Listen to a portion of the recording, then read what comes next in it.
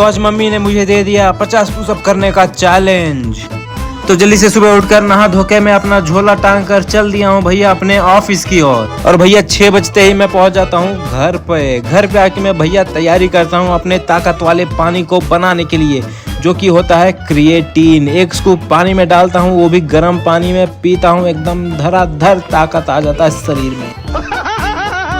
तो भैया मैं कर रहा होता हूँ नॉर्मल वर्कआउट, तभी मम्मी आती है कहती है इतना दिन से कसरत कर रहा है, चल तेरे को आज मैं चैलेंज देती हूँ।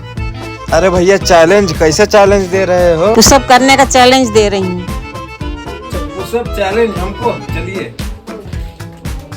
अरे पुशअप चैलेंज का तो बोल दिया, कितना पुशअप करना है? 50। तो चलिए शुरू करते हैं। 1 2 3 4 5 6 7 8 9 10 11 12 13 14 15 16 17 18 19 20 21 22 23 24 25 26 27 28 29 30 31 32 33 34 35 36 37 38 39